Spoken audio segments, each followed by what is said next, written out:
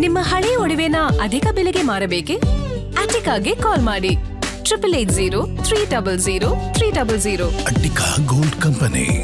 ಸೆಟ್ಗಳಲ್ಲಿ sir Kiara ಅವ್ರು ಇರಬಹುದು, ಬೇರೆ ನಟಿಯರು, ನಯನತಾರ ಅವರು, ಯಶ್ ಅವ್ರು ಏನಾದರೂ ಇಂಟ್ರೊಡ್ಯೂಸ್ ಮಾಡಿ ಕೊಟ್ಟಿದ್ದು, ಅವರು ಮಾಡಿಕೊಡುವಂತಹ ರೀತಿ ಹೇಗಿತ್ತು?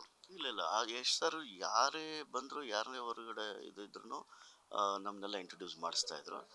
ಅಂದರೆ ಈಗ ಪ್ರತಿಯೊಬ್ಬರು ಟೆಕ್ನಿಷಿಯನ್ಸ್ನ ಎಲ್ಲರೂ ನನ್ನೊಬ್ಬನೇ ಅಂತಲ್ಲ, ಎಲ್ಲರೂ ಅಷ್ಟೇ. ಅವರು ಯಾಕಂದರೆ ಅವ್ರ ಬಗ್ಗೆ ಹೇಳಿ ಒಂದೆರಡು ಮಾತು ಹೇಳಿ ಇಂಟ್ರೊಡ್ಯೂಸ್ ಮಾಡಿಕೊಡೋರು. ಅದೆಲ್ಲ ಈಗಲಿಂದಲ್ಲ, ಅದು ಅವ್ರನ್ನ ವೆರಿ ಬಿಗಿನಿಂಗ್ ಡೇಸಿಂದ ನಾನು ಅವ್ರ ಜೊತೆ ಸಿನಿಮಾಗಳು ಮಾಡ್ತಾ ಇದ್ದೀನಲ್ಲ. ಅವ್ರು ಬಂದಾಗ ಯಾರು ಹೊಸಬರು ಬಂದರೆ ನಮ್ಗೆ ಗೊತ್ತಿಲ್ಲ ಅಂತ ಅವ್ರು ಇಂಟ್ರೊಡ್ಯೂಸ್ ಮಾಡಿಕೊಡೋರು. ಕ್ಯಾರವನಲ್ಲಿ ಡಿಸ್ಕಷನ್ ನಡಿಬೇಕಾದ್ರೆಲ್ಲ ಅದೆಲ್ಲ ಮಾಡಿ ಈ ಆವಾಗಿಂದನೂ ಇದು ಎಷ್ಟು ಸಾರಿಗಿದೆ. ಅವರು ಕ್ಯಾರೆಕ್ಟರ್ ಡಿಫ್ರೆಂಟ್ ಕ್ಯಾರೆಕ್ಟರ್ ಅವ್ರದ್ದು. ಈ ಒಂದು ಸಿನಿಮಾ ಅಂತ ಹೇಳಿದ್ರೆ ಎಲ್ಲಾ ರೀತಿನೂ ವಿಮರ್ಶೆಗಳು ಬರುವಂಥದ್ದು ಸಹಜ ಸರ್. ಯಾಕಂತ ಹೇಳಿದ್ರೆ ಅವ್ರವ್ರ ಅಭಿಪ್ರಾಯಗಳನ್ನ ಹೇಳ್ತಿರ್ತಾರೆ.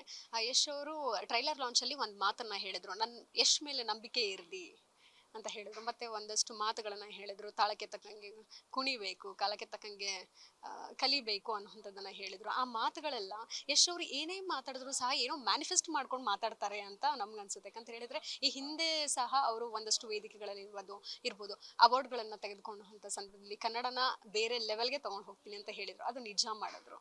ಸೊ ಟ್ರೈಲರ್ ಲಾಂಚಲ್ಲಿ ಅವ್ರು ಆಡಿದಂತಹ ಮಾತುಗಳಿರ್ಬೋದು, ಆ ಕಾನ್ಫಿಡೆನ್ಸ್ ಬಗ್ಗೆ ಏನು ಹೇಳ್ತೀವಿ?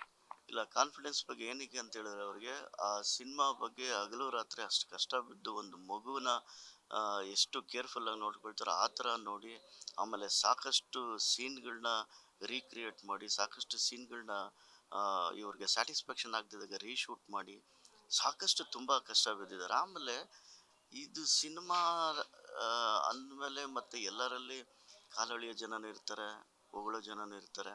ಅದೇ ಅಲ್ವಾ ಮ್ಯಾಮ್ ಪ್ಲಸ್ಸು ಮೈನಸ್ಸು ಎಲ್ಲರೂ. ಬಟ್ ಏನೇ ಆದರೂ ಶ್ರಮ ಬಿದ್ದಿರೋದು ಯಾವತ್ತೂ ಸೋಲಲ್ಲ.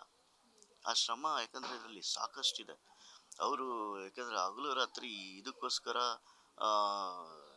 ಒಂದು ಎಷ್ಟೋ ದಿನಗಳು ನಿದ್ದೆನೇ ಕೆಟ್ಟಿರ್ಬೋದು ಅವರು, ನನಗೆ ಗೊತ್ತಿರೋ ಥರ.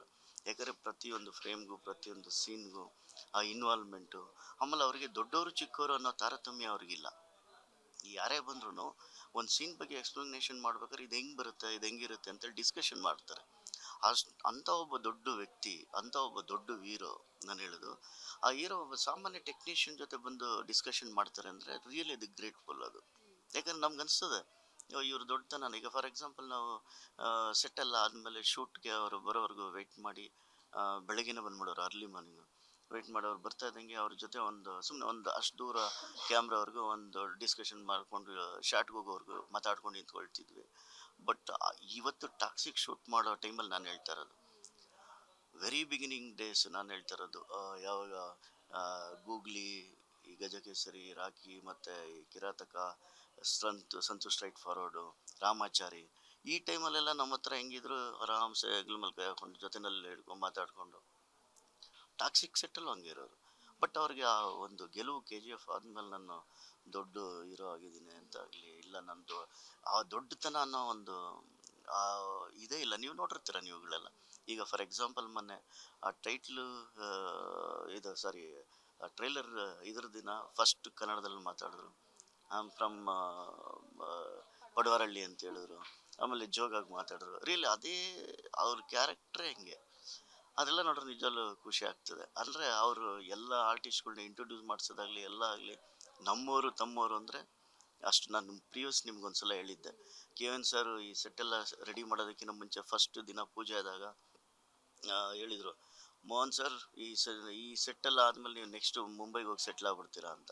ಆವಾಗ ಯಶ್ ಸರ್ ಒಂದು ವರ್ಡ್ ಹೇಳಿದ್ರು, ಮುಂಬೈಯಲ್ಲಿ ಮಾಡೋದು ಬೇಡ ಅಂತ ನಾನೇ ಇಲ್ಲಿ ಕರ್ಕೊಂಡು ನಮ್ಮವ್ರ ಹತ್ರ ಮಾಡಿಸ್ತಾ ಇದ್ದೀನಿ, ಇವ್ರು ಯಾಕಲ್ಲಿ ಮುಂಬೈಗೆ ಹೋಗ್ತಾರೆ ಅಂತ. ಅಂದರೆ ಅವ್ರಿಗೆ ನಮ್ಮೂರು ಅಂದರೆ ಒಂದು ಕನ್ನಡದವ್ರು ಅಂದರೆ ಒಂದು ಹೆಮ್ಮೆ. ರಿಯಲಿ ಖುಷಿ ಆಗುತ್ತೆ, ತುಂಬಾ ಖುಷಿ ಆಗುತ್ತೆ.